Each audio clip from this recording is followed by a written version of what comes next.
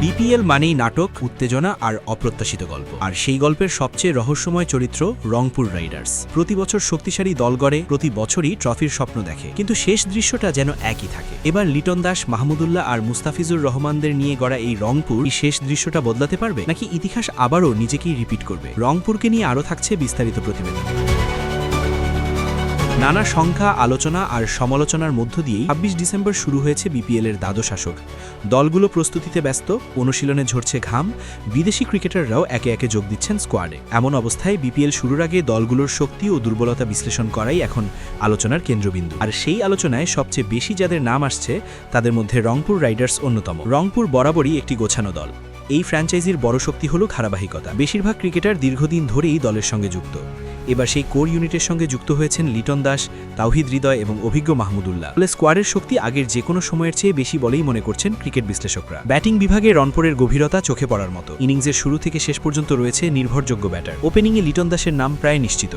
তার সঙ্গে খাজা নাফি থাকতে পারেন, আবার পরিস্থিতি বুঝে ডেভিড মালান কিংবা কাইল মায়ার্সও ওপেন করতে পারেন। তাওহিদ হৃদয় টপ অর্ডারে আক্রমণাত্মক বিকল্প হিসেবে বড় ভূমিকা রাখতে পারেন। মিডল অর্ডারে আছেন বিপিএলের নিয়মিত পারফর্মার খুশদিল শাহ ও ইফতিখার আহমেদ। সঙ্গে অভিজ্ঞ মাহমুদুল্লাহ ও অধিনায়ক নুরুল হাসান থাকায় ব্যাটিংয়ে ভারসাম্য ও পরিণত ভাব স্পষ্ট। বোলিং বিভাগেও রংপুর যথেষ্ট শক্তিশালী। পেস আক্রমণের নেতৃত্ব দেবেন মুস্তাফিজুর রহমান। চলতি বছর টি-20তে দুর্দান্ত ফর্মে থাকা এই বাহাতি পেসার বিপিএলে নামছেন আত্মবিশ্বাস নিয়ে। তার কাটার আর ডেথ ওভারের নিয়ন্ত্রণ যে কোনো দলের জন্য বড় অস্ত্র। তার সঙ্গে আছেন গতির ঝড় নাহিদ রানা, যিনি নিজের পেস দিয়ে ব্যাটারদের চাপে ফেলতে পারেন। পাকিস্তানের বাহাতি পেসার আকিফ জাবেদ গত মৌসুমে ২০ উইকেট নিয়ে প্রমাণ করেছেন তিনি কতটা কার্যকর। ফাহিম আশরাফ ও কামরুল ইসলামের মতো বলাররা দলকে আরও গভীরতা দিয়েছে। স্পিন বিভাগেও রংপুর পিছিয়ে নেই। রাকিবুল হাসান এখন দারুল ছন্দে আছেন।